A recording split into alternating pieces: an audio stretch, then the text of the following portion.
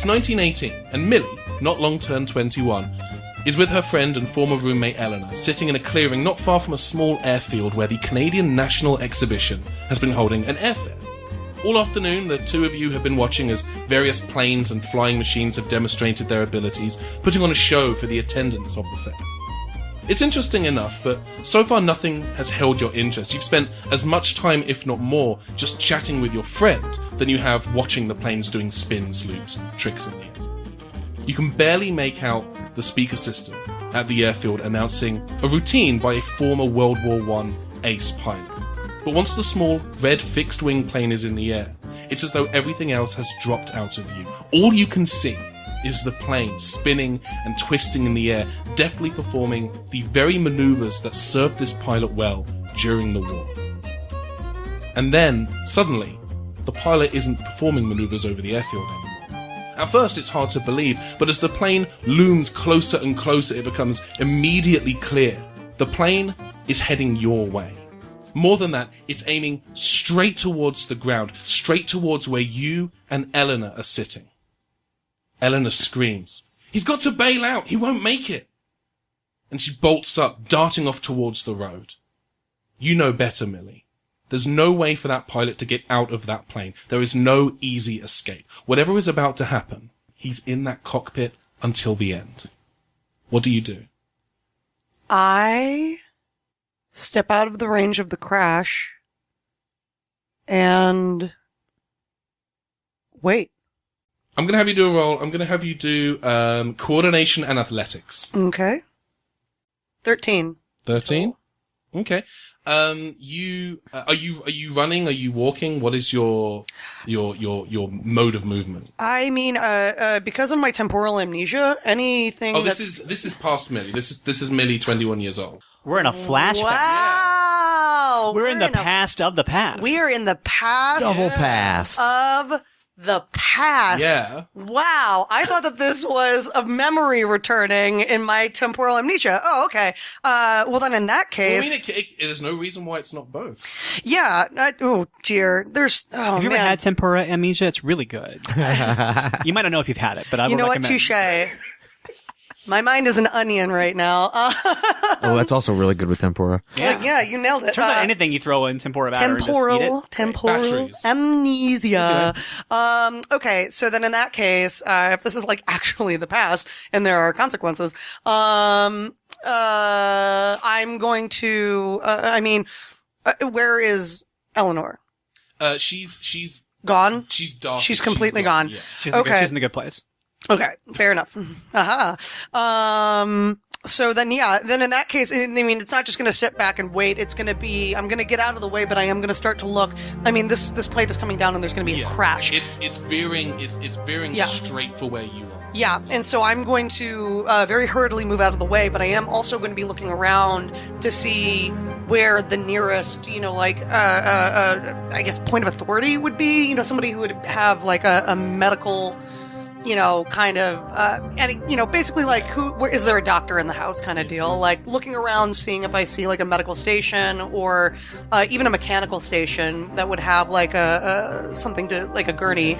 So you're not on the airfield itself. You're on a clearing nearby. Yeah. So it's basically this clearing and then I guess like the main road, which is the direction that Eleanor went. Okay. So you've started to kind of. I guess like also you're running towards the main road because that's like the nearest like visual key. Yeah, but I am looking back to constantly check in because that man is going to need some help. Yeah, and you see this plane and it is definitely aiming for you. It is almost like it is veering towards you, and then just as you turn back, as it looks like it's moments away from hitting you, like this could be it, this could be the end. Okay. The plane pulls up and it whooshes by, the wind ripping through your hair as it buzzes. It north by northwest me. Yeah, okay, dope. And the pilot has pulled up, no doubt he intended to give you and Eleanor a scare. Okay. But as you watch the plane pull up and fly away, turning and heading back to the airfield, you begin to feel a pull in that direction yourself. And eventually, you walk away from that clearing and you find Eleanor. But you walk away with a newfound desire, a need to fly yourself.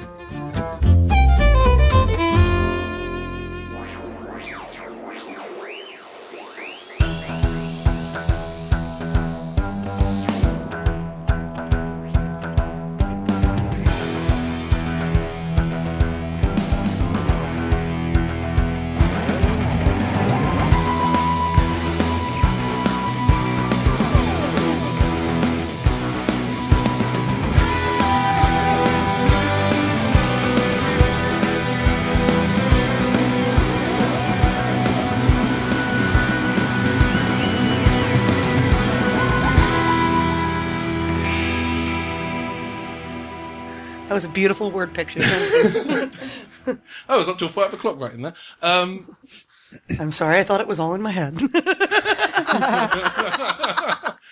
We are in the TARDIS. The TARDIS is mid-flight. The Doctor has basically engaged the time rotor, and the randomizer is in the process of picking the next direction, the next destination where you guys are going to go. But it's taking a while to get there, so you guys are just kind of chilling out in the TARDIS console room, killing time. You've had 2 adventures together, with one would hope many more to come. So you guys are just kind of... We're not doing that thing where we've had like 6 or 7 adventures in between the 2 that no one knows about. It's been 7 calendar years. Oh my. So yeah, you guys are it's just the TARDIS in flight. You guys have free reign to kind of do whatever you want to do and talk freely amongst yourselves. I think my natural inclination is going to be like, I want to learn how to fly this weird spaceship. So I think I'm going to be probably shadowing the Doctor, and just kind of watching everything that you do in order to kind of like see like, oh, okay, this kind of makes sense, and okay, this is okay. Yeah. And I think the Doctor is not actively telling you how stuff works, because I think that she feels that you probably don't want that. Especially, like, you don't want someone here's what you do. I think she's just being overly demonstrative as she's doing things. I think she's, like, making things very clear. Like, nice. You have, like, an unseen, like, okay, this is what's happening. Yeah. Yep. And I believe I already fixed your Game Boy so that it has unlimited batteries when you're in the TARDIS, at least. Yeah, so. which is, I mean... Oh, I want that in real life too. Oh my gosh. Oh my gosh. Yeah, no, Travis is actually not currently playing Pokemon for, this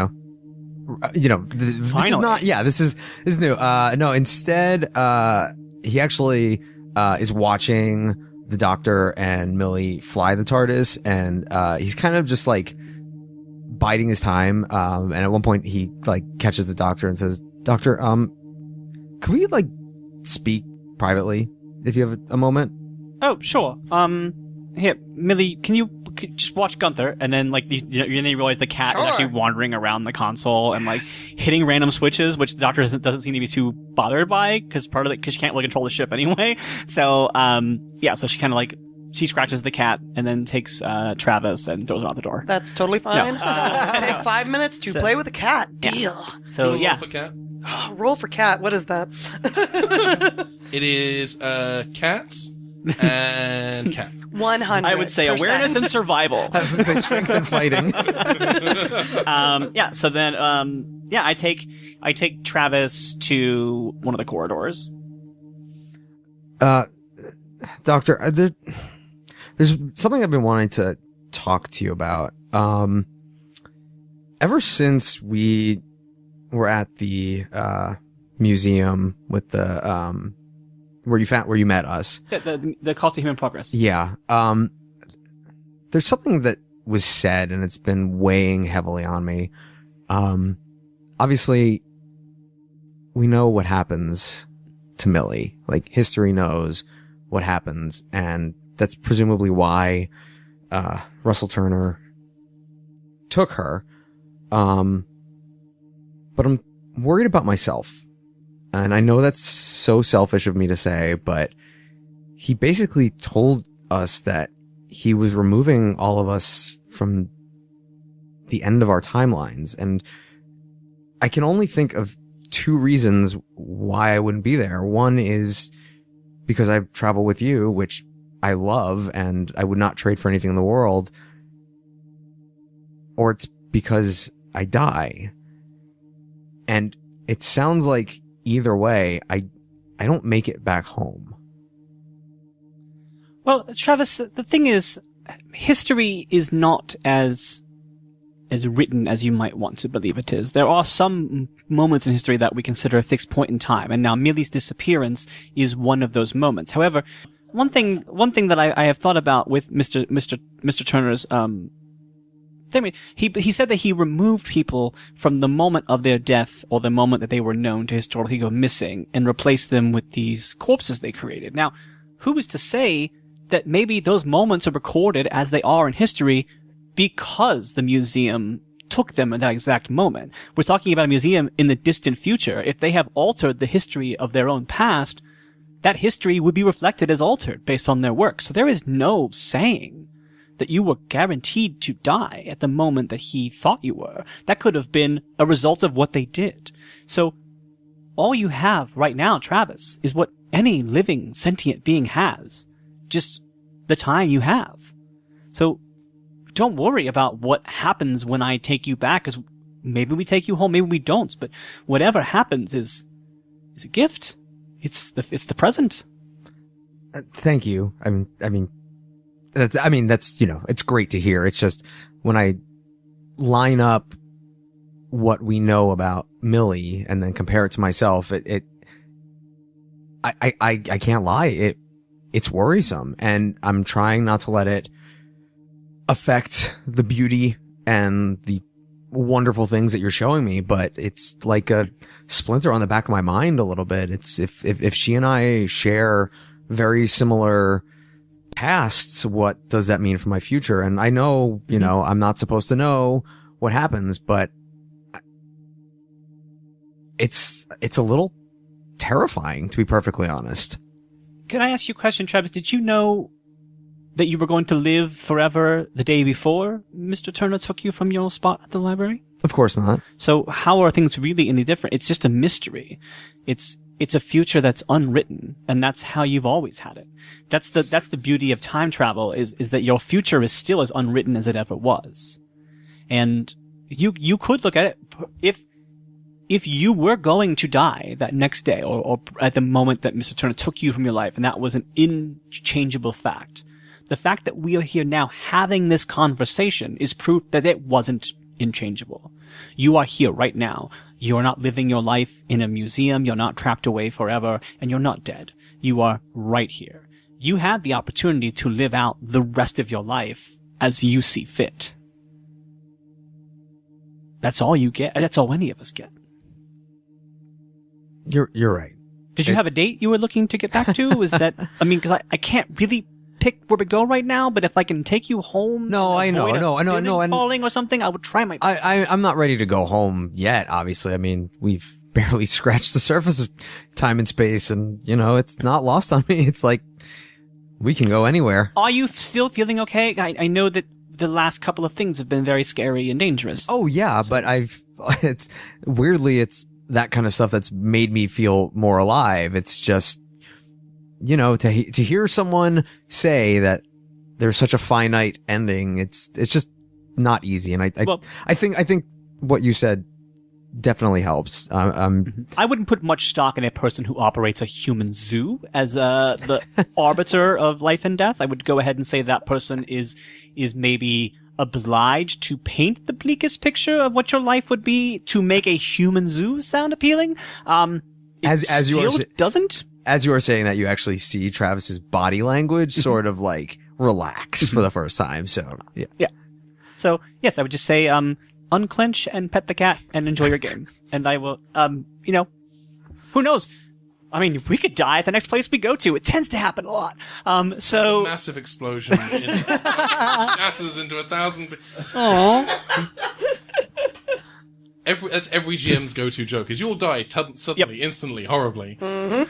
Right, do you want to go back into the main room, or do you have any more questions or thoughts? I think I'm just gonna go to my room for a little bit, but thank you for taking the time. Okay, don't go too far, because we are going to arrive somewhere soon, and you know, I'd hate to have you miss out on the possibly murderous adventure. So, Dan, do you have somewhere to go? Did you want to like duck out of recording so that like no. Travis could have like a nice little nap? No, I'm just being in character. You know, it's like it's heavy. You know, yeah. I don't know. We established we're doing a companion light episode without knowing it. Yeah, I'm filming another episode at the same time. No, I figure we established there are intercoms, so Just seems like we're on the way to something. Like, I'll go hang out in my room for a little bit. Okay. This is like an episode where like this is like early show where like William Hartnell's on vacation for a week, so the doctor is like hiding off in another room taking a nap. Yeah. Well, K9, just yeah. K9, we're going to a forest. Just stay inside for chess reasons. And just don't say anything. Never say anything. Affirmative, Master. What did I just say?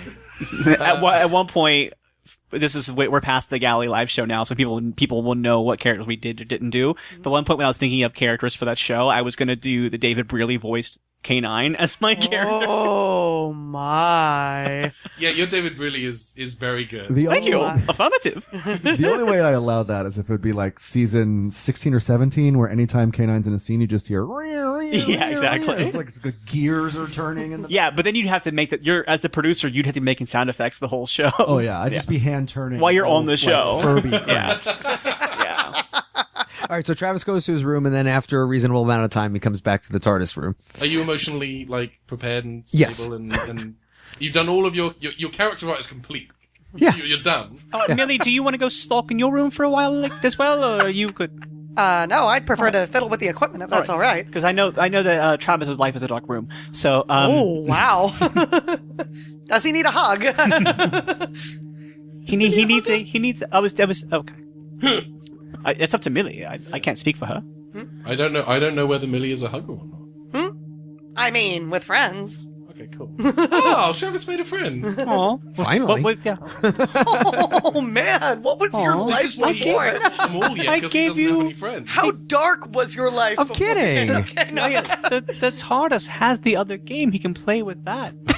well, that's true. Play with the computer. That's how I. Oh, I had a thought oh I'm sad. that your VCR TV combo has a Super Nintendo with a Super Game Boy. Of course it does. Yes. Because why wouldn't it? Yeah. Yeah, that way you Yeah, get to play but I've also- colors on the screen. It's also playing. Also, like you can actually play PS4 games. It just looks like a Super Nintendo game. You can play whatever games you want. So. Travis is in there playing Spider-Man. I'm about to say, I think God, Travis that would is. be- I think Travis is basically discovering like the Marvel Cinematic Universe. Like, I can't believe they made an Iron Man movie.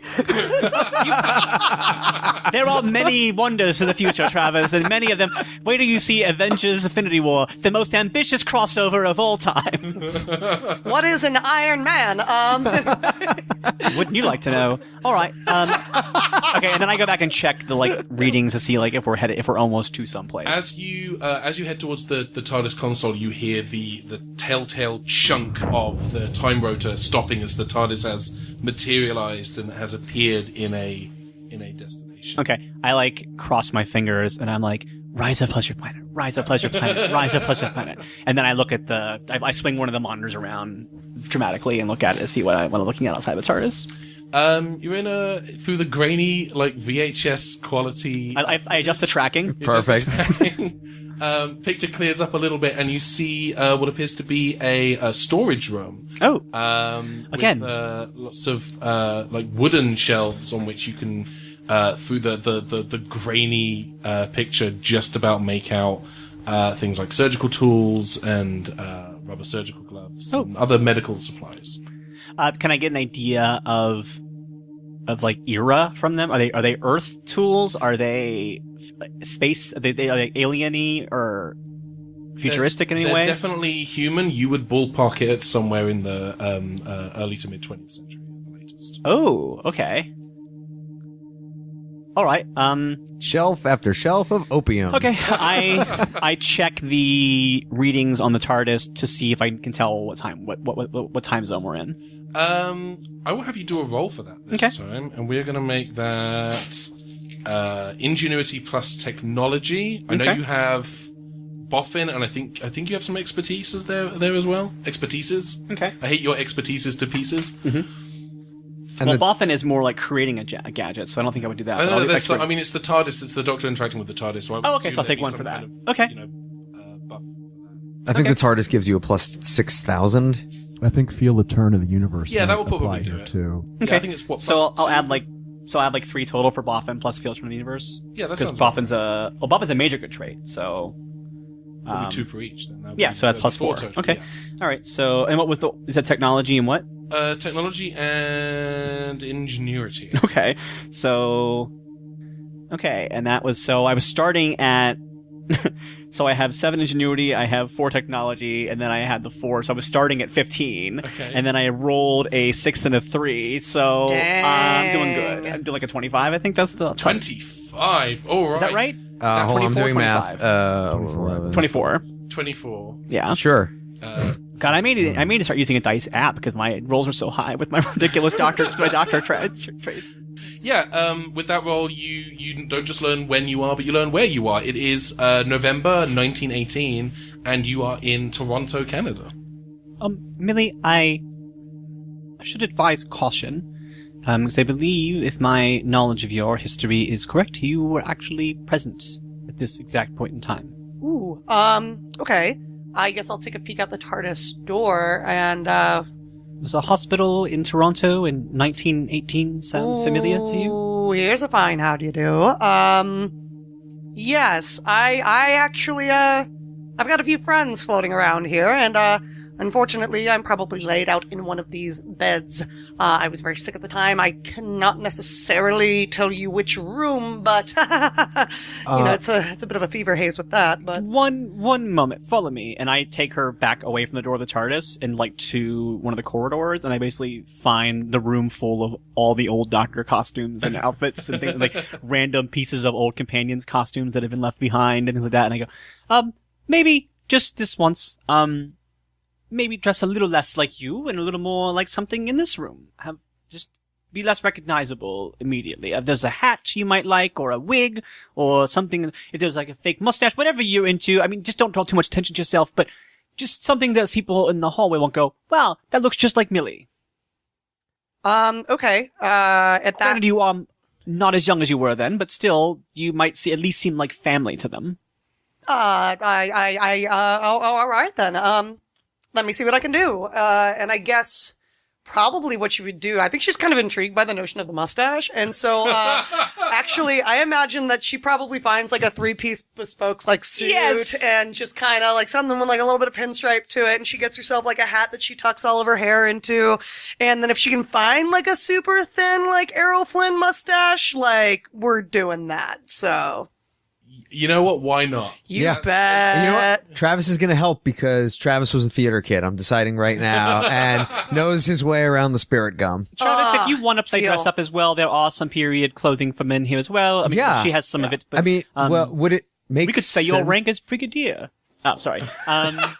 Would it make sense if Inside I looked joke. like Don't worry about it. I worked here? Or are people going to expect me to do surgery and stuff? If you pretend to work in a hospital, people will expect you to do hospital things. So maybe just pretend to be like a grieving cousin or something. Okay. Well, the other option you have is just hold a clipboard and walk very fast. Oh, yeah. Just keep what you're wearing on, and I just give him a clipboard. There's one thing I learned being a pilot. It's that if you put on a pilot's uniform and walk with enough confidence, you can get in anywhere.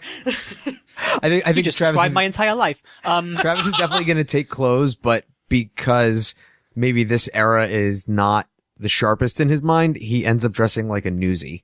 Okay. So like pants with like suspenders and like a newsboy cap, and definitely a bow tie. Yes. I just imagine Travis's like main exposure to this era of history. The closest thing is probably like a worn out VHS copy of The Rocketeer.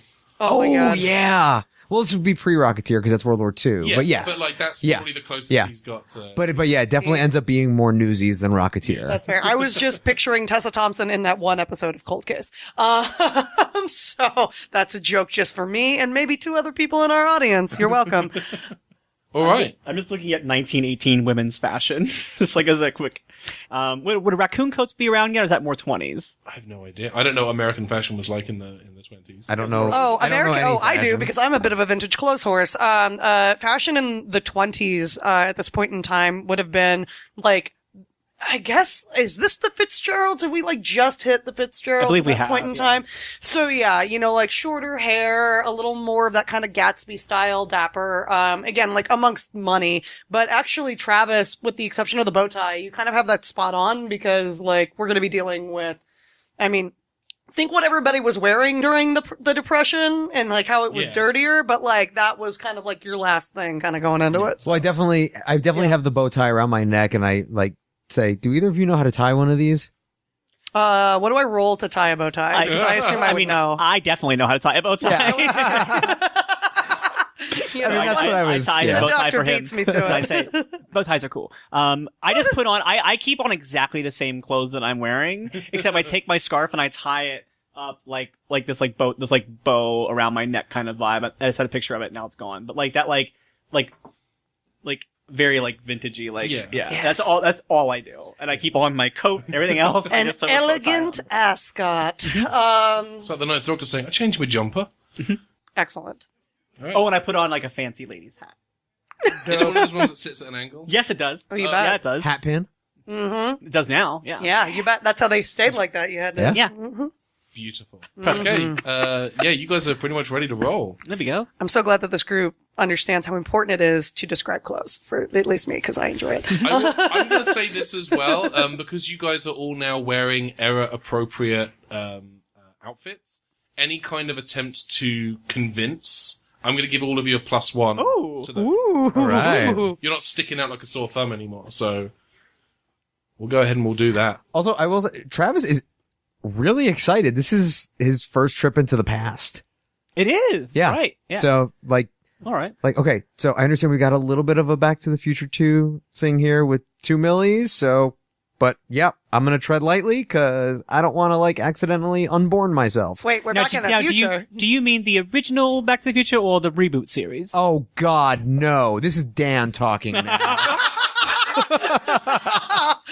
Wow, for those of you at home, I've never seen someone just genuinely shift in Yeah. personality so Let's do this. fast. I tease Dan constantly, and he takes it very genially, and is a very sweet guy. I've never seen Dan actually get mad at me before. That was, No. I wasn't actually mad at you, but It no, was like, but I, no, But it here's- was here's the thing. Madeline Kahn flames to the side of your Yeah. face. Oh, you bet. And here's the thing, You you did had go the red. right to get mad at that did? point in time. I genuinely want to be the steward of the rights of Back to the Future, and I will, for the entirety of my lifetime, protect them so that they will never reboot, remake, or make another sequel to them. I'm don't know, dead man. serious about I- that. Lock him in a box, throw it in a volcano. For my money, Never again. my favorite portrayal of Doc Brown was Haley Joel Osment's take in the 2042 remake. That's really, that really was. My hands are trembling right now to prevent from strangling you. No, no, I love you, Ben. Look, I don't think Forward to the Past, the prequel, gets enough credit. Forward to the Past is an amazing title for a terrible movie. I'm surprised that it doesn't exist as one of those Asylum or those made for TV Oh, yeah. knockoffs of popular films Before he was Doc Atlantic Brown. Rim. He was just Emmett. Coming this fall on CBS. Oh, Young dear. Emmett. Young Same Emmett. kid. All right. Liam right. Hemsworth is Oh, Emmett. no. They just get the guy, it's the David Bowie guy. It's the guy who they got to play young Albert Einstein, aka young Jeffrey Rush from Genius. Oh, when you said Young Einstein, I thought you meant Yahoo Serious. Right? Okay, I'd sorry. also be fine Back with to that. That's a joke Doctor Who. only for me, Yeah, I think. yeah. I wanted to cheer you up again after making you so mad a second ago. Meanwhile, in Doctor Who. So we head back. All right. So if everyone's dapper, let's head off and see what's happening at the hospital. Yeah, you step out into the storage room, and again, it's a very kind of wooden, very very fine wooden flooring and stone walls, and these wooden shelves that may not have originally been designed to store medical equipment that are now covered in, rather surgical gloves and scalpels and various surgery equipment and what have you. All right. Well, we've It's a seen little it. bit Resident Evil. Well, we've seen it. Time to go. Cool. Yeah, all right. So yeah, we continue to explore, I think. Does anything seem or feel off to me? Because when you said it's kind of Resident Evil, granted it is the past and medicine was terrifying back then, but does something seem off? Yes, it's full of zombies. No, Okay, it's just the Like you do. architecture. It's kind of that Gothic revival architecture. Oh, It's okay, very- yeah. Okay, sorry. So when you said that again, I wasn't sure. I'm am I getting a vibe? Wait a minute. Okay. I'm gonna listen in the hallway and see if I hear I'm assuming I'm hearing moaning, people in pain, in Zombies, rooms. yeah. Yeah, exactly. Yeah. I mean, yes, it's a creepy old hospital. There's gonna be zombies, but I'm saying aside from the things you expect to find, Yeah. is there any sort of is anyone shouting at anybody? Is anybody moaning away? Doesn't sound like they're just in pain. Is there anything just reading a bad situation kind of thing? It's kind of this typical hospital noise. There's a lot of hurried feet and the sound of gurneys and what have you being wheeled up and down corridors, and it sounds All right. very typical. The doctor gets kind of excited because I think she's nerding out about she loves old technology and like ingenuity, and she's like, look at what's happening. People are just working hard to make people feel better. There's not scanners. There's no MRI machines. There's just people with their hands and their sleeves rolled up, and there's just blood everywhere. It's fantastic. Yep. See, you were standing. What's an MRI? Mr. I. Mr. I. Oh yeah, better line read. Well done. I'm always amazed by humanity's ability to actually take care of each other when pressed to do it. I'm just trying not to breathe because I don't know what. Is there cholera still? Like, well, yeah, the TARDIS has a little bit of a grace that you'll kind of okay. Okay, all right. I wouldn't worry about that too much. Okay, good. I think the doctor's like giddily exploring, like peeking in, like I think she's like reading charts and like trying not to seem too giddy because the people are sick and they're dying, but like she's fascinated by like old medicine and like you're walking around this large building. There's all these kind of like say Gothic revival archways, tall ceilings, rooms that would previously have been banquet halls and bedrooms and what have you are now being converted into wards and offices, and there's a lot of not to say that you're not an actual doctor, but like doctors of the era. So is this like a convalescent thing for like post World War I? Is that what this is, or? Michael, I need you to refresh my memory on this one. It depends on where you are in the hospital, because Spadina took care of war wounded. They were also taking care of Spanish flu pandemic patients at the time. There were also sort of general military patients who needed help. And then there is, because the war's over now, right? Because the war ended November 11th, 1918, right? Yeah, we are just at the end. Things are drawing down, so there's still a lot of wounded coming back. But yeah, like we're post armistice is what I'm asking. Mm-hmm. Yeah, okay. There's definitely a lot of people with who are dealing with the influenza, but there's a not insubstantial number of war wounded present. So there are definitely people who were obviously stable enough to get back to Canada from the war, as opposed to people who were like in the UK. And stuff. Okay.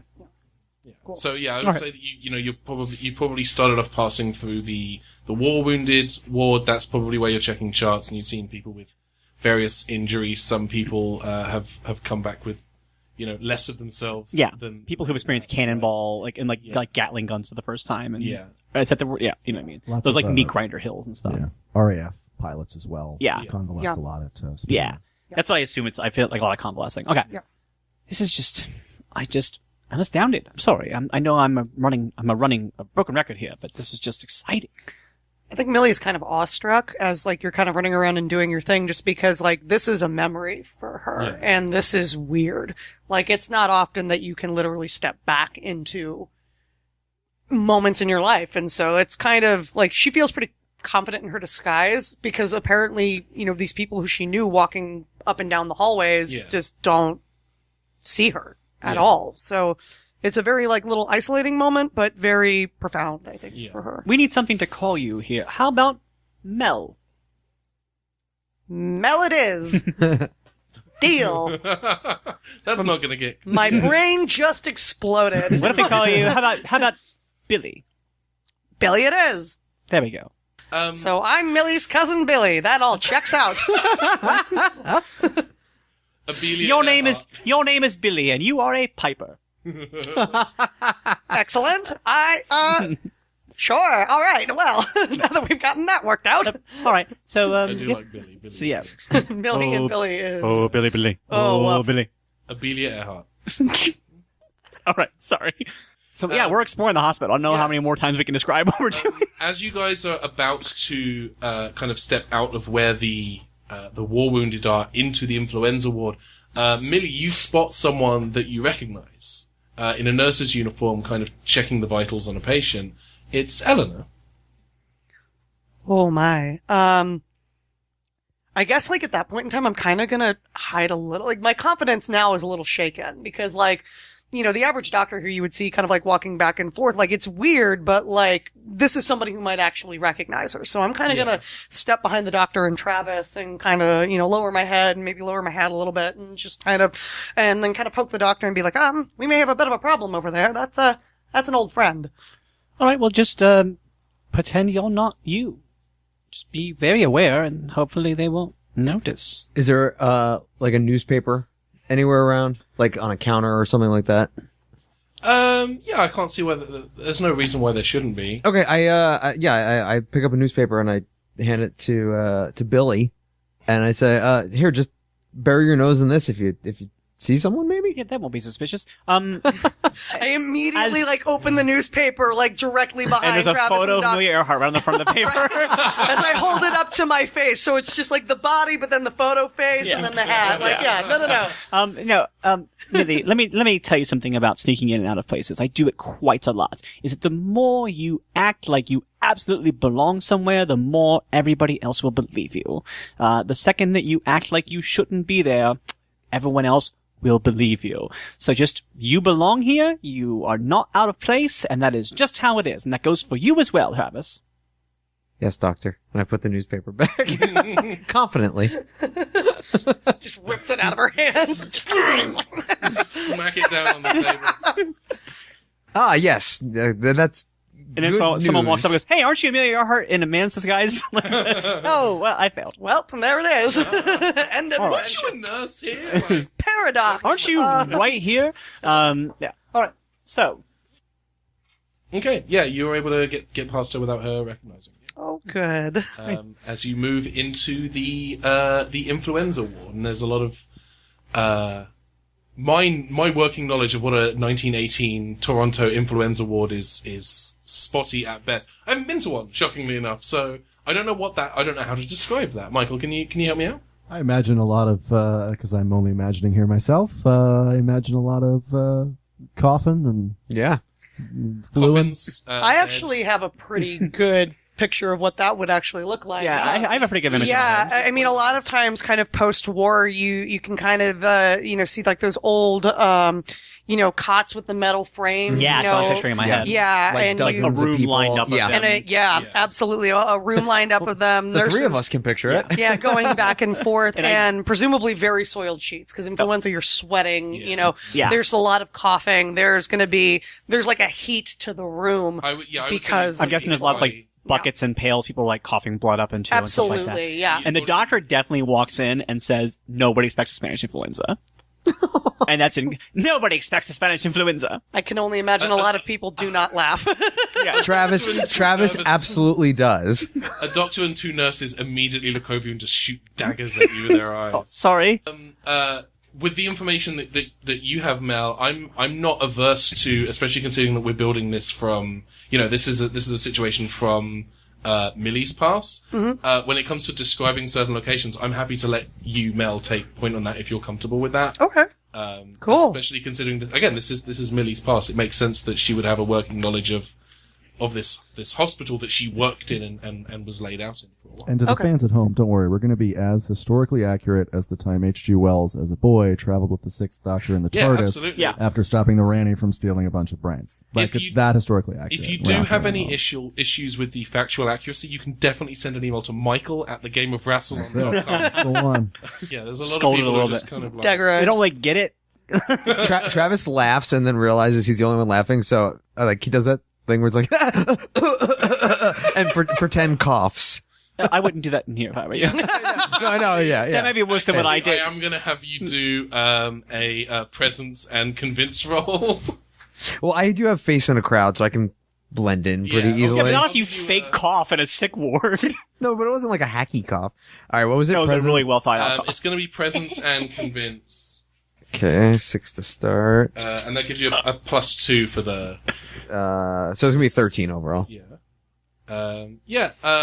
I would say there's definitely a doctor who sees the cough and looks over to you and just kind of gives you like a "Are you okay?" hand signal. Oh, yeah. Just dry air, winter, I think that also, apart from the dagger eyes that they would have gotten, I think that probably at that point, Millie would have given the doctor a little as well, because these were her friends and colleagues, this was a moment, she immediately regretted it after she made that comment. Oh, no, that's entirely fair, but I mean, walking through the hospital I think was one thing. I think seeing the sick again is very, emotional for Millie.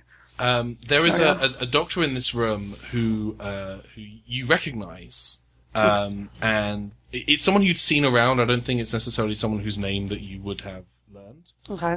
But he definitely, he looks over in your direction, and he puts down the chart that he was looking at, and he walks over and he says, "Do I know you? You seem familiar."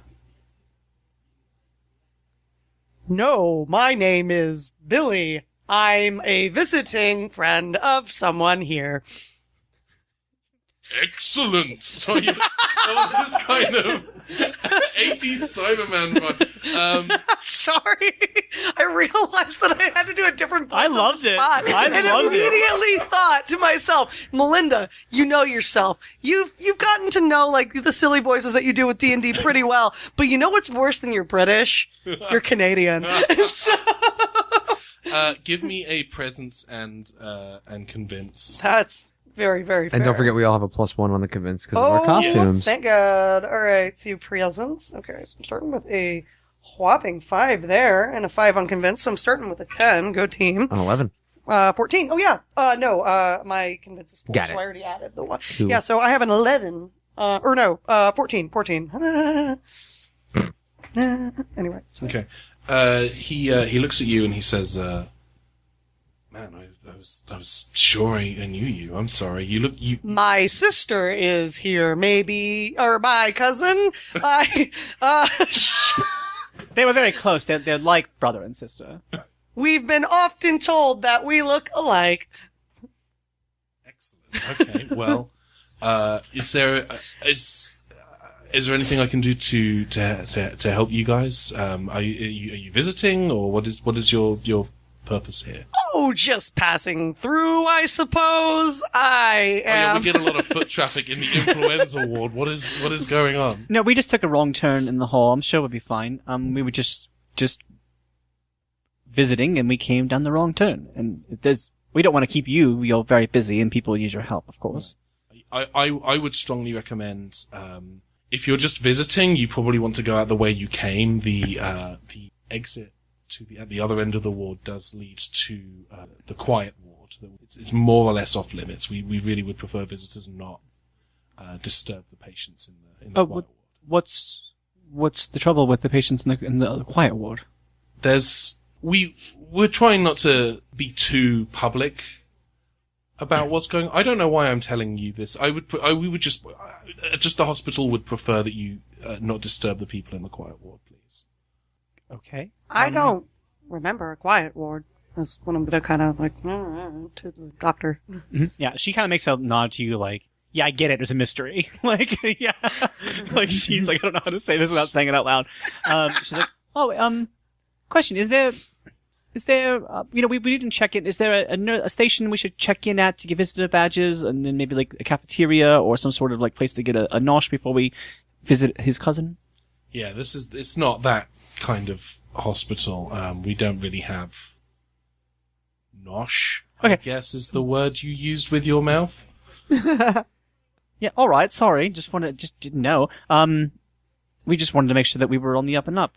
Okay, well, we'll head back to the other area now and stop bothering you. Okay. The patient that he was attending to starts coughing violently, and the doctor says, "Yeah, you should probably please excuse me, but you guys should leave." And he turns back and begins attending to the patient that he was. Okay. I immediately head towards the quiet ward. Okay. I follow. I also follow, just like hand over face, just having a day. Okay, so there are other like nurses and doctors around that might be able to see you. So how do you want to do this? I think I act like I take my own advice that I gave Millie earlier, and I just start walking like I'm supposed to be going that way until someone stops me. That's the doctor.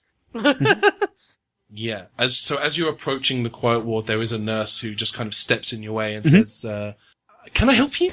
This is when I actually pulled out my psychic paper, and I just say, "Yes, I'm actually visiting from the Surgeon General's office in the States, and I'm just double checking to make sure that everything is on the up and up here. Some of our own soldiers and fighters were brought here, and we want to make sure everyone's healthy."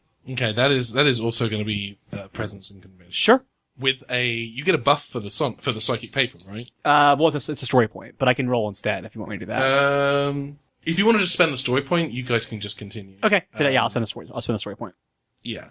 So the paper has a story point attached to it. Yeah, that's just going to be we'll make that one story point. Okay. Cool. Okay. She said, "Oh yeah, absolutely. By all means. Do you need an escort or?"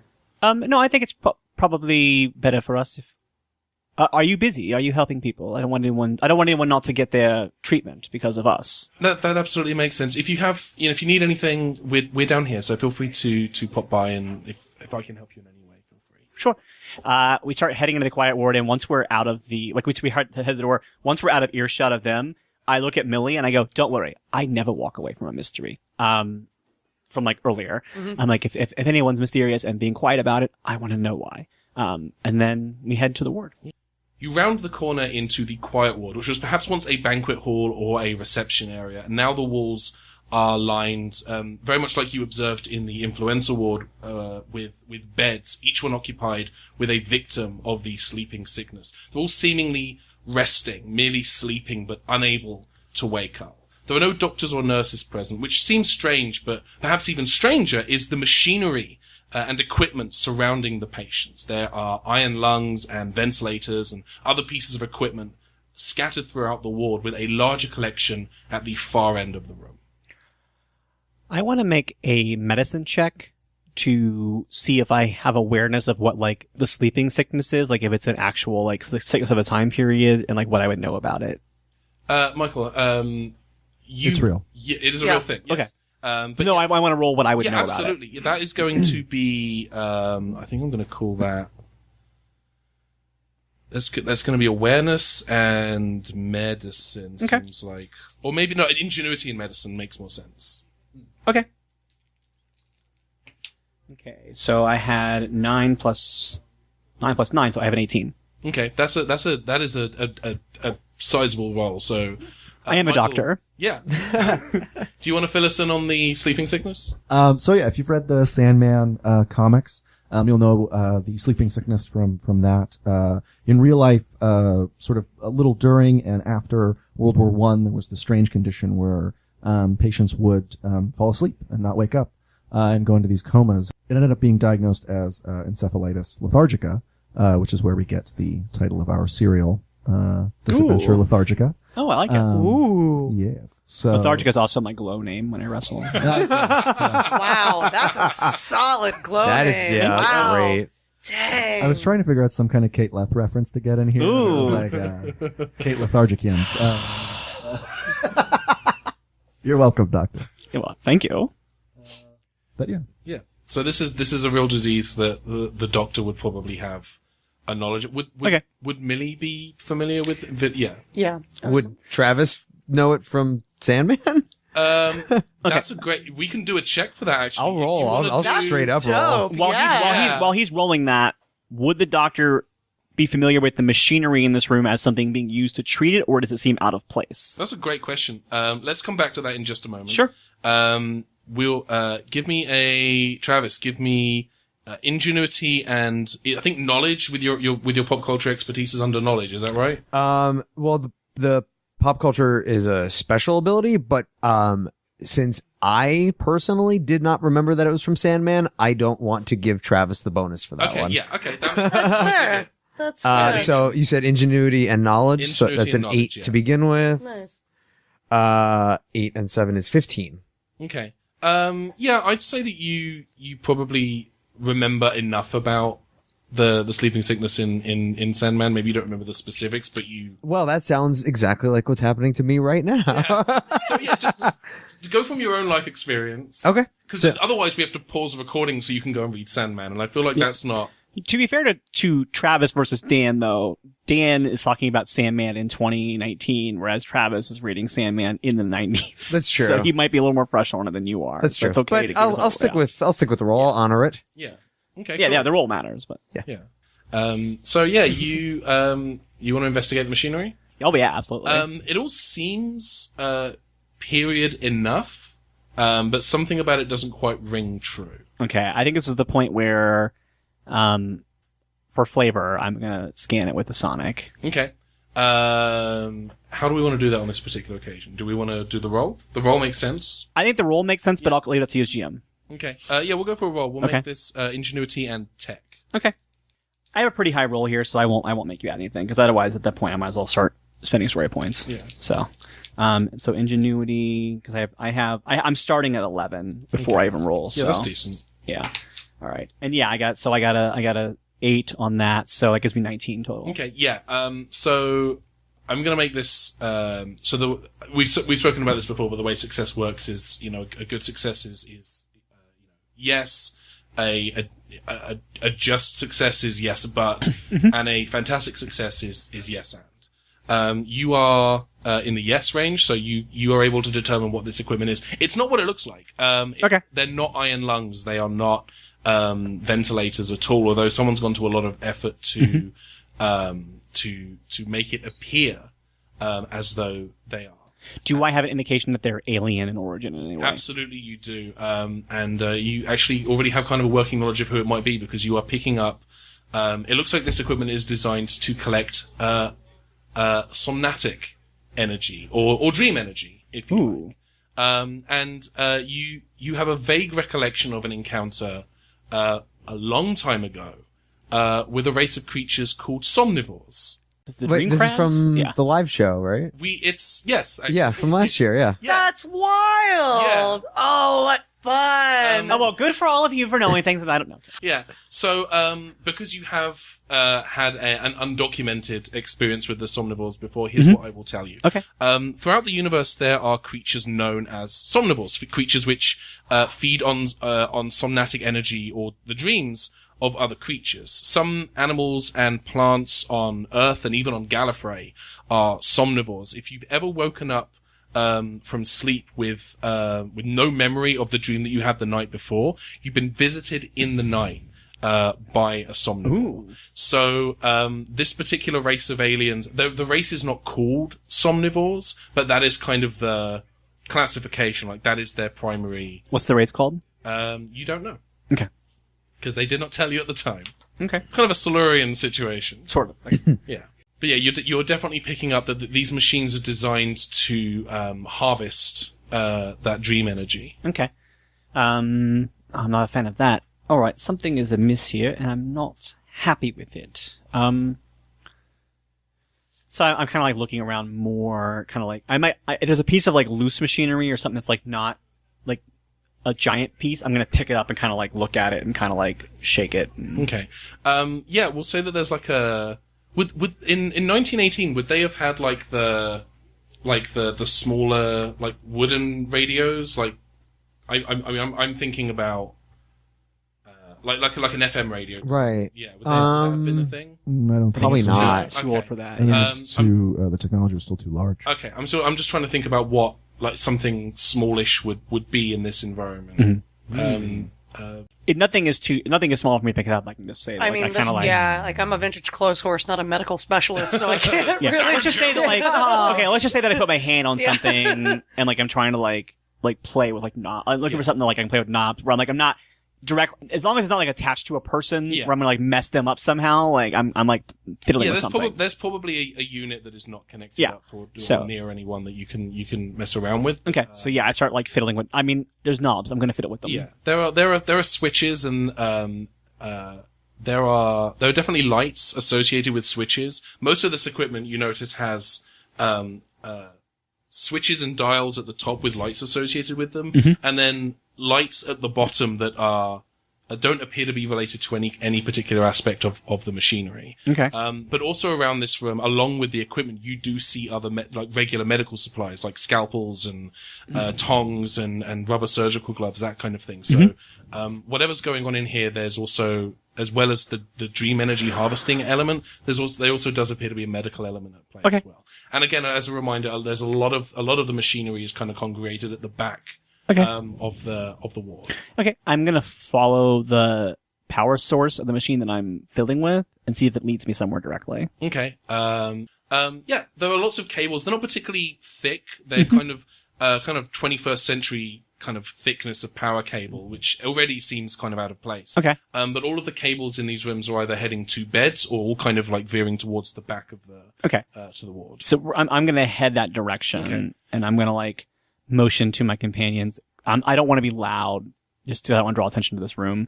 But I'm gonna say to them, like, I'm kind of like nodding, like I'm just like motioning towards the back and kind of like shaking my head, like kind of like indicating with like a facial feature, like I don't know what's happening, and like I'm saying like I'm gonna look back there and like pointing. Okay. Yeah. I nod.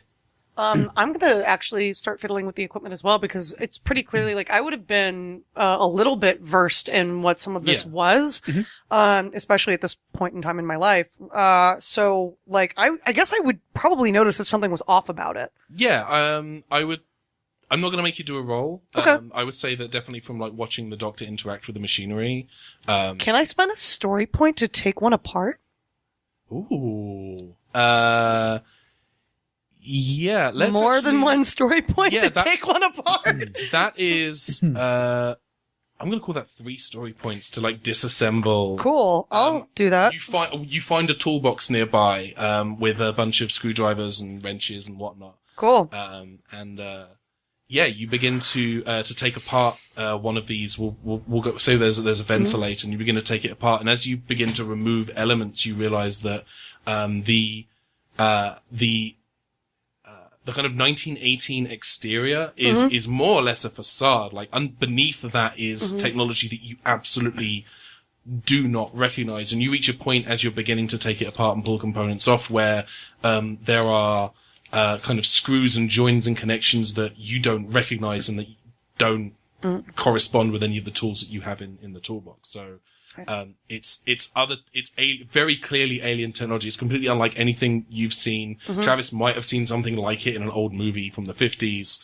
I would say the Doctor, you probably have like a loose recognition of it from your previous encounter with the Somnivores. It's very of their aesthetic. In the same way that, you know, if you were to encounter 80s Cybermen, you would recognize the aesthetic of their respective nonsense. Their respective nonsense. Yes. Excellent. That's actually the type Hello, of serial. Doctor. Yes. Excellent. Yeah.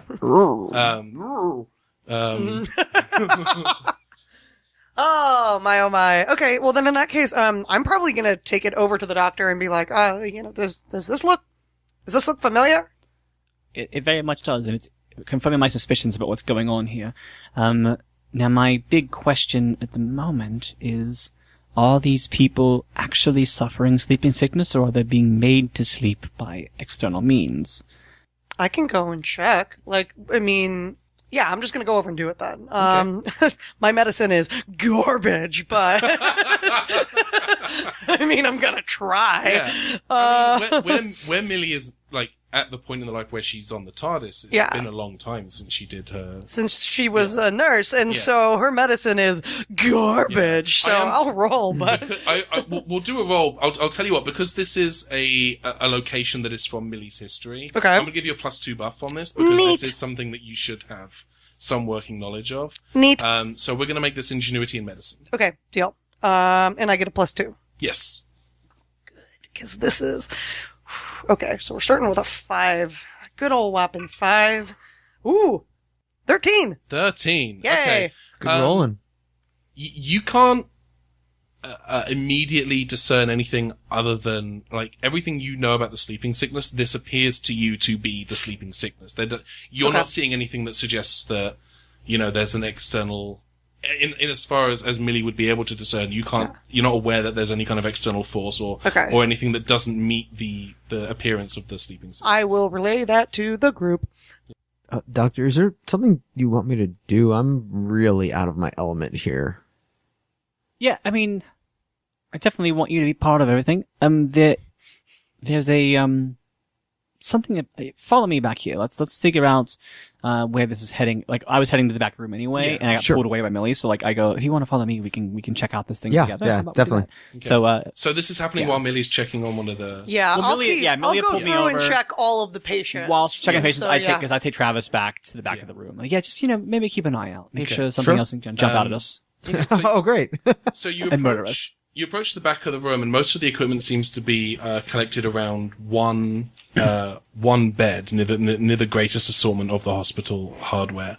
And you see a young woman laying on this bed. And beneath her pillow is a metal plate, which is itself connected to a larger machine that is covered in gears, dials, and switches, and as if someone's gone to some lengths to make it look like it should be in the 1918, should be in the 1910s, but absolutely looks like it's, someone's homemade steampunk creation. Okay. It's designed to look like an experimental medical chamber kind of thing, as opposed to like something that would actually be fitting for the time period. It's definitely, nothing about this piece of equipment, even if it didn't look like someone's half-assed attempt to make it look, like it belonged in 1918, does not belong in 1918. Yeah. But I'm saying like someone who's not a time traveler came upon it, they might go, oh, they're just very experimental in this bag. Exactly. They're testing out equipment. But the equipment, as strange and anachronistic as it is not what immediately catches your eye. And it doesn't take you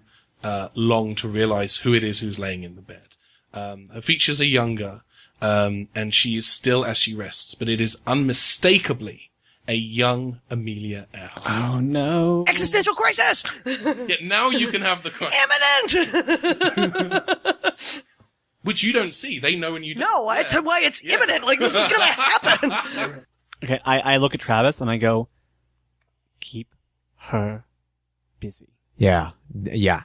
And then I start. Oh, what do I do now? I start looking at every machine around her and like trying to figure out like what's. I'm like now I'm messing with knobs. So you're examining the machine. Is Travis deliberately like he's going back to distract Millie? Okay.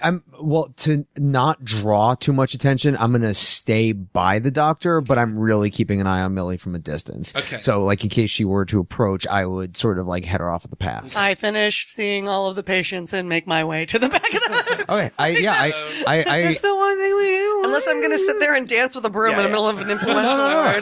No, but like I'm keeping it. Dance with a broom? What? Do you want to roll to dance with a broom? No, I want to go to the back of the room because I'm done with my task. And I intercept you on there and I say, the doctor, want us to, she said that you should, disassemble all of the boxes to see if everyone, is attached to, this futuristic machine and I should, give you a hand on that. All right. How are you with the screwdriver? I know lefty loosey, righty tighty.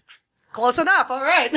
Under normal circumstances, I would have you roll to convince, and I would have you do a counter roll. But as you grab your dice, as you're saying this, you hear a clatter of surgical tools falling to the floor from near the entrance to the ward.